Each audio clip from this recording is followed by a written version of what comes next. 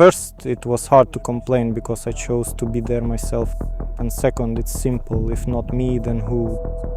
So I made the decisions, breathed in, breathed out, gathered my thoughts, went out and engaged him. I took him out. After all that, I just wanted to feel alive. After everything you've been through, would you go back to a frontline position? I don't know, I can't answer that. New technologies have transformed the battlefield in Ukraine, drastically changing the missions of infantry soldiers on the front line. Infantry deployments now often last hundreds of days, as moving into and out of a position, once a routine task, has become a high-risk operation, with Russian drones monitoring the area around the clock. To better understand what it takes to serve as an infantry soldier in Ukraine in 2026, we travel to the front line to speak with a 27-year-old soldier with the call sign Khvoryi, meaning the sick one in Ukrainian. From September to March, he spent 204 days at a position with a comrade, holding ground in a critical sector of the front line near Kostantinivka in Donetsk Oblast. Here's what he told us about his experience. Tell us about your experience. How many combat deployments have you had? Because we all basically know about that longest one. That was actually the first one of its kind for me. So your very first one lasted 200 days. Before that, my service was just guard duty, checkpoints, some roadblocks, stuff like that. How has infantry service in general changed since 2022? It's hard for me to say because I wasn't in those really tough combat conditions from the very start. My experience began when the whole drone era had already started, so it's hard for me to compare. More drones started flying, there were more ambush drones, fiber optic drones got better, they underwent some upgrades, including improvements to their cameras and communications, and started flying further. It just got more dangerous, to put it simply. If we talk about you as a soldier who has to counter these dangers, how did it get harder for you personally? I think you just have to improve your skills in dealing with these drones, like shooting them down. Did it become harder to hide or maybe harder to pick up supplies because there's constant surveillance? Yes, it definitely got harder. When I first got there, I could still move around with a reconnaissance drone overhead while staying concealed by vegetation. But now, to keep people safe when they're coming in or going out, they try to wait for weather that makes it harder for drones to operate. You said those 200 days, 204 to be exact, were your first combat deployment. What did you feel when you found out you'd be going out on your first combat mission? Honestly, I didn't have any strong reaction. I knew where I was going and what to expect. I'd prepared myself for that kind of stuff. How would you describe the job of an infantryman? What's the hardest part, especially compared to other roles in the military? You risk your life more, and those in and out movements are the toughest part. What about physical endurance and fitness? Well, it depends on how you gear up. For me, being young, it's easier to handle than for some older guy. What's the average infantryman like? It's usually someone 30 to 40 years old, just an ordinary working class person.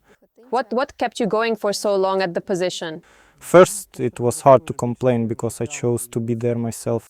And second, it's simple, if not me, then who? That's it. Did it help that you were in the dugout with Skipper the whole time? Did having a comrade make it easier? Yeah, I think it would have been much harder alone. In what way? Psychologically, and because I wouldn't have had anyone to rely on. Did you ever feel, even though you and Skipper were inseparable, like you were alone on that little patch of land? Any sense of isolation? Probably isolation, yeah. You realize it's just the two of you, and if something happens, you can only count on each other. Did you ever get on each other's nerves? Yeah, it even got to the point where we'd yell at each other. We argued about getting out of the dugout, about how loud the radio should be, about audiobooks, just all sorts of stuff. What was wrong with the book? Well, he liked one, I didn't, then he'd say, listen to this one, just nonsense. Do you think those arguments were caused by fatigue or just boredom? I'd say it was just wanting to get something off your chest. Were you able to stay in touch with your loved ones during all that time? Yeah, our command set it up so we could record voice messages on the radio. They'd send them to our families, and our families would send messages back, which they'd play for us over the radio.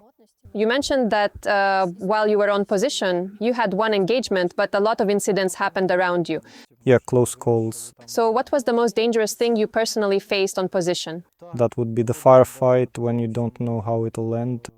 And the drones flying around, you can't tell if they've spotted you or are just doing recon or what. When it comes to drones, do you see them yourself or does someone tell you one's nearby? Usually you hear them, if you see one, it's already really close. That's probably really bad if you actually see it. What do you feel when you see a drone? Yeah, if you see it and it's looking at you with its camera, that's it. If I can, I hide. What's your action plan? You hear it. What do you do next? If I realize hiding isn't an option, then I have to shoot at it. I can't run away from it. How many times did you have to shoot at drones? At least twice, once on position, once when I was leaving. Can you recall the day you had direct engagement with the enemy? How did it unfold? He got really close while the weather was bad, but managed to hide. We could hear him, but our recon drones couldn't find him. That went on for a few days. Then finally he showed himself. Our guys spotted him and started sending drones after him. But it was right before dusk, and at some point he just disappeared, covered himself with a cloak. Our guys lost sight of him. Basically, we lost him. Then he started getting critically close to us. So I made the decision, breathed in, breathed out, gathered my thoughts, went out and engaged him. I took him out. This trip and this interview wouldn't have been possible without the support of viewers like you. And if you want to help us continue reporting from the front lines, please consider becoming a member of our community. The link is in the description below. Thank you for your support. If we talk about drones again, how much time did you have to spend in the dugout because of constant surveillance? When they're flying, it's almost all the time. You only go out to take out trash or pick up supplies. When the weather was bad, I'd let myself move around more.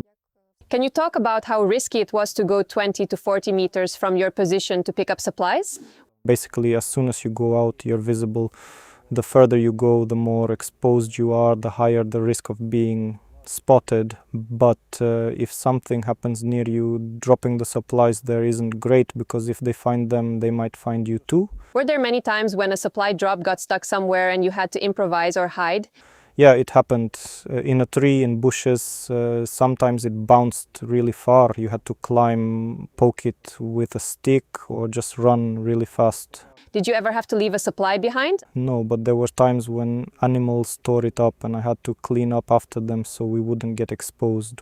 We didn't feed the cats or dogs. There was a wild boar that loved to terrorize our supplies. We had to use a drone against it.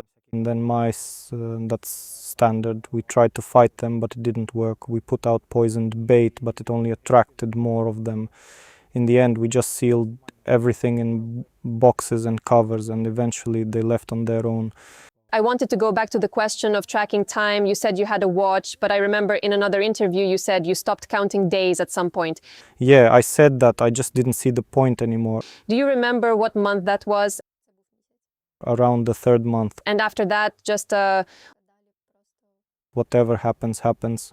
That's it. what would you recommend to other soldiers, infantrymen, who end up in a similar situation? Because I feel like the hardest thing is the uncertainty. How do you deal with that? Probably just distract yourself with something. For us, when we ran out of things to talk about, we ordered newspapers, magazines. My buddy's brother sent us an MP3 player with audiobooks. We distracted ourselves however we could. When did you come up with the newspaper idea? Probably around the second month, when the weather got bad and we couldn't use the radio as much, so we came up with that. About audiobooks, I read that you listened to The Lord of the Rings. You said you argued about a book. Yeah, that was the one. At first I didn't want to listen to it because I'd seen the movie Kozara, but my body kept insisting it was different, and it turned out he was right. Not everything was in the movie. The Lord of the Rings seems like a special book in the context of the Ukrainian war. Did you feel them? Yeah, there are some parallels. Well, probably the orcs who have no souls and just follow Sauron's orders. You were there during New Year's and Christmas, right? Yeah. How did you spend that time?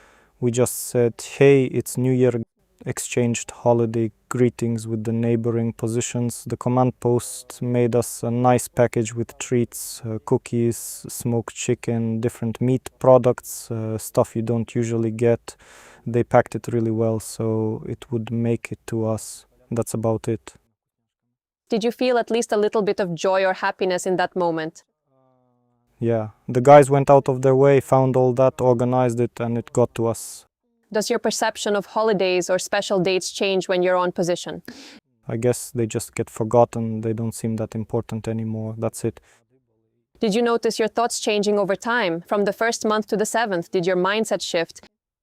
I started worrying less about unusual situations. So that's about it. After all that, I just wanted to feel alive, walk somewhere, breathe fresh air. I just didn't want to sit at home, stare at gadgets and waste time. Did your sense of danger dull over time? Why do you think that happens?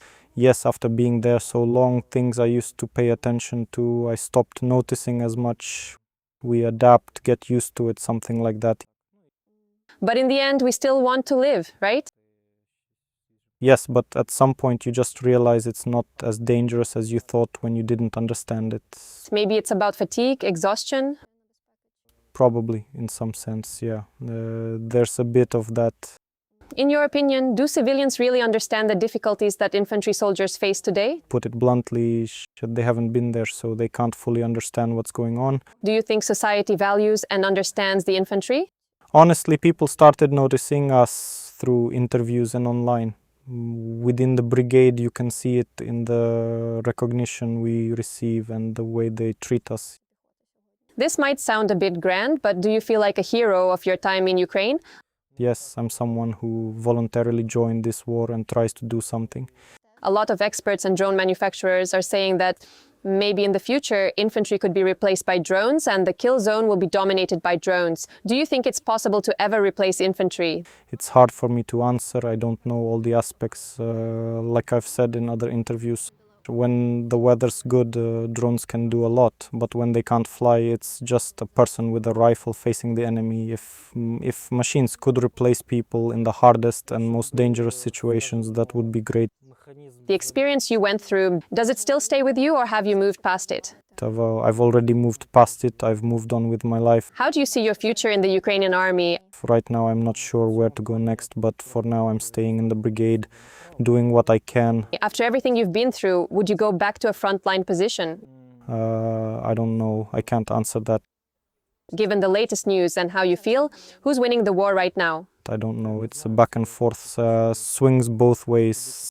How do you see Ukraine's future victory? Some kind of opportunity or strength that can at least hold the enemy at the current line. If So you don't see victory as restoring the borders? that's possible, that'd be great, but I'm more down to earth. Since you're still watching, you're probably someone who wants to better understand what is happening in Ukraine. So do more than 34,000 members of the Kyiv independent community. If you'd like to join them and support independent journalism in Ukraine, you'll find all the details in the description below or by scanning the QR code on the screen.